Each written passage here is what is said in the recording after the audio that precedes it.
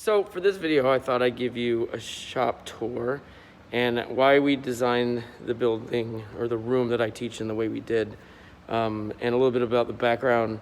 And this is an attempt to help understand why we did what we did and how the system that we built works in terms of a classroom layout. Now, there's a million ways you could probably do this, and this just was what we thought would be best. So if you want to, you can take ideas from this and run with it any way you can. And if you have any questions, please just ask. So this is the entrance of my room right here.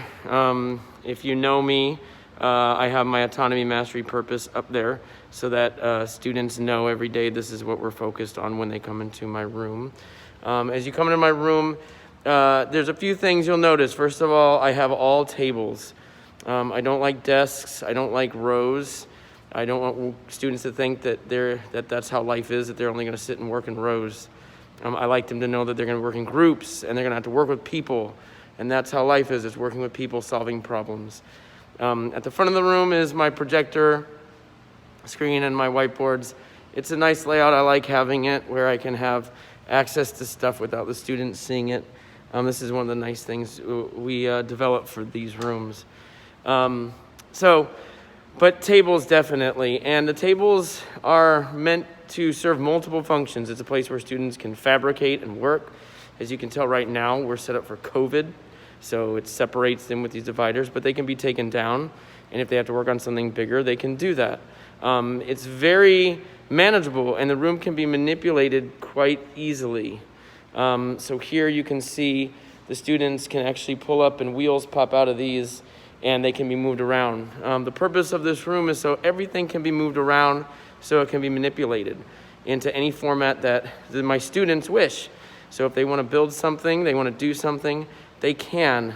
This is our isolation chamber that I built this year so students could work together and touch the same things and do stuff and being closer to each other and actually work on something without having to worry about, the touching and all that kind of stuff.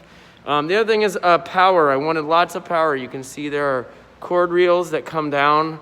Well, we needed power because of the use of a lot of the projects we do consume a lot of power. So I wanted to make sure that that was present, and they had it. The experiment we're coming up with, there's kind of broken into 4 groups.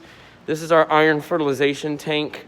Inside here are diatoms, which I had students set up last week, and we're currently culturing them in this tank for use right after we get back from Thanksgiving break. So hopefully by the time we get back from Thanksgiving break, this will have a yellow tinge to it with all the diatoms that are growing in there. And I'll show you the other experiments here in a little bit. This is our counter space where students do work. It's a little messy right now because of a few projects that are ongoing, and then our friendly neighborhood aquatic frog that we got from our regional service center. This is our reverse osmosis device that we bought because we figured out that for all of our water chemistry studies, we needed water that was absolutely as clean as you could get it. And this is what we pump it into these big barrels, and then that's what we use for all experiments because it says it cleans out about 99.9% of stuff. So what's in there is basically just H2O, which is great because then we don't have to worry about it affecting any of our studies. The garage doors were really a way for us to access bigger projects. In the spring, when I go storm chasing, this is where we pull the car in and manipulate it and add things, rearrange things, modify things so that the kids can do that. Over here is where we keep all of our storm chasing stuff that we build. So you can see our Davis weather monitor, and then some of our tornado probes that we've been developing and building, and we'll be fabricating more of those later. This is going to be our aquaponics tanks, one of our aquaponics tanks. In our sister classroom over there, there'll be another one. And so students will be studying how to build up aquaponic systems and learn about the chemistry of it. As we move in here, the shelf is for where the plants are going to go, where we pump water in. This will be one of our hydroponics tanks, where students will build hydroponic systems and study how they work. We've been growing plants by the dozens so that students can have something to actually study and grow and then learn about how the chemistry of soil and water and all that affects plant growth. We have more in here. This is our shop space. Let me turn the light on. This is our shop space where we fabricate most of our stuff. Right now we have it rearranged to do an experiment. This is our experimental hub where we have plants growing and students will be evaluating this. This is going to be our main fish tank where we keep the fish and then move them back and forth between tanks to learn about the waste they give off. And then over here is basically our shop space. Now this building was designed because in my old classroom, which was just a lab, all the stuff you see in here plus all the stuff you see in here was all in a room slightly smaller than this and a small closet. So we are now able to do bigger projects and the kids are able to learn more. This is where we have a lot of our tools, our table saw, our hand tools, over here, drill press.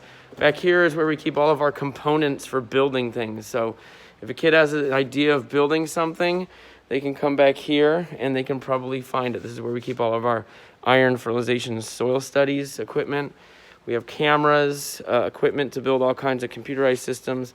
And as you move over here, all of our wood materials that we have for students to, build whatever they want. And then our metalworking components, our chop saw, grinder. And then on the other side, on the flip side, we have our CNC machine that we're still trying to get working.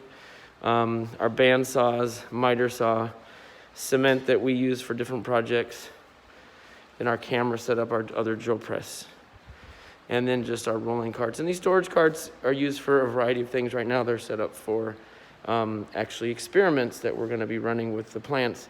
But we use them for storage. We use them for student project storage. I mean, they're very versatile, and that's why they're awesome. So, and that's it for right now. We'll come back and I'll do more videos. This is my messy desk. We'll do more videos about individual projects and things that we do, how you can do them, how you can influence and change and make your students do real scientific work in a setting just like this. I started out in a regular classroom and built this up, and you can too. So stay tuned and we'll go over more of those.